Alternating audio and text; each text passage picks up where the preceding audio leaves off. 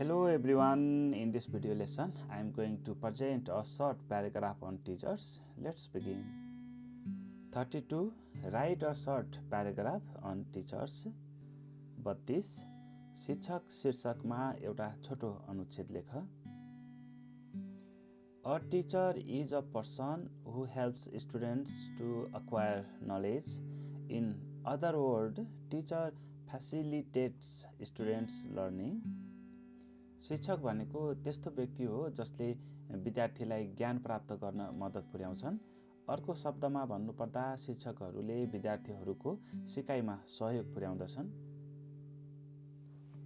Teaching is the most respected job of all in the world. शिक्षण विश्वमै सबैभन्दा सम्मानित काम हो. Teachers must have the sound education. शिक्षकहरू ज्ञानमा विशिष्ट हुनै पर्दछ. They get training from universities on their courses. तिनीहरूले आफ्नो विषयहरूमा विश्वविद्यालयहरूबाट प्रशिक्षण प्राप्त गर्दछन्. They work 7 hours a day and their responsibility is also to produce good citizens. तिनीहरू दिनको 7 घण्टा काम गर्छन् र उनीहरूको जिम्मेवारी असल नागरिक उत्पादन गर्नु हो. A teacher's role may vary among cultures. शिक्षकको भूमिका हरेक संस्कृति अनुसार फरक हुन सक्छ. The teacher is a caring person, an expert learner and a cultural and civic person. शिक्षक भनेको केयरिङ, सिकाइमा विशेषज्ञ, नैतिकवान र सामाजिक व्यक्ति हो. Enthusiastic teachers are particularly good at creating beneficial relations with their students. उत्साही शिक्षकहरू विशेष गरी उनीहरूका विद्यार्थीहरूसँग राम्रो सम्बन्ध बनाउन सिपालु हुन्छन्.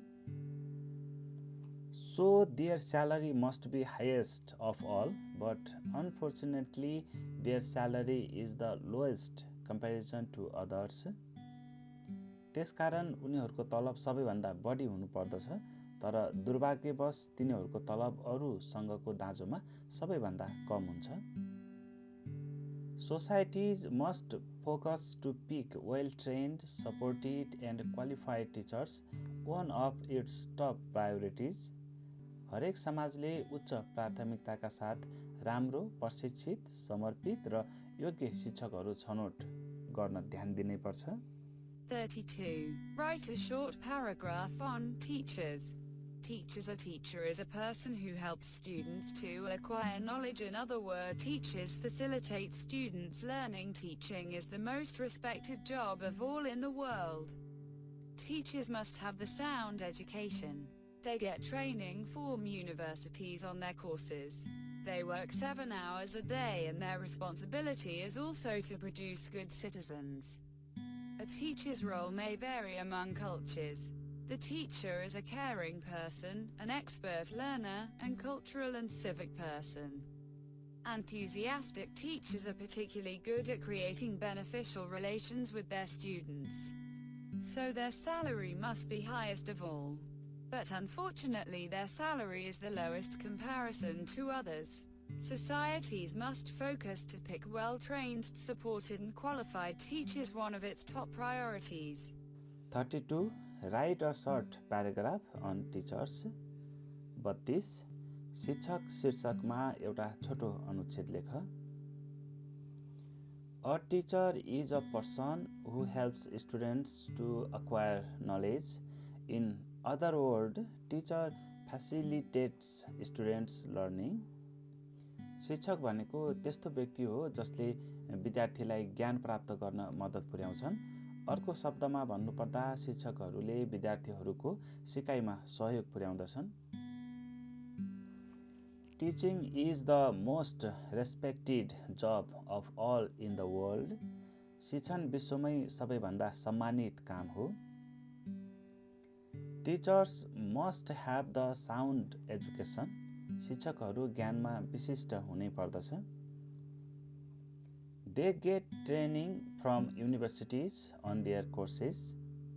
तिनीहरूले आफ्नो विषयहरूमा विश्वविद्यालयहरूबाट प्रशिक्षण प्राप्त गर्दछन्।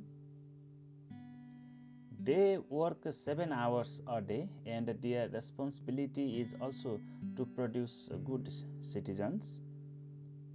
तिनीहरू दिनको 7 घण्टा काम गर्छन् र उनीहरूको जिम्मेवारी असल नागरिक उत्पादन गर्नु हो। A teacher's role may vary among cultures. शिक्षकको भूमिका हरेक संस्कृति अनुसार फरक हुन सक्छ। The teacher is a caring person, an expert learner, and a cultural and civic person. शिक्षक भनेको केयरिङ, सिकाइमा विशेषज्ञ, नैतिकवान र सामाजिक व्यक्ति हो। Enthusiastic teachers are particularly good at creating beneficial relations with their students. उत्साही शिक्षकहरू विशेष गरी उनीहरूका विद्यार्थीहरूसँग राम्रो सम्बन्ध बनाउन सिपालु हुन्छन्। So their salary must be highest of all, but unfortunately their salary is the lowest comparison to others. त्यसकारण उनीहरूको तलब सबैभन्दा बढी हुनुपर्दछ, तर दुर्भाग्यवश तिनीहरूको तलब अरूसँगको दाँजोमा सबैभन्दा कम हुन्छ। Societies must focus to pick well-trained, supported and qualified teachers, one of its top priorities. हरेक समाजले उच्च प्राथमिकताका साथ राम्रो, प्रशिक्षित, समर्पित र योग्य शिक्षकहरू छनौट गर्न ध्यान दिनैपर्छ। Thank you for joining with me in this video lesson and subscribe my channel to get my upcoming video lessons continuously. Keep suggesting us. See you soon.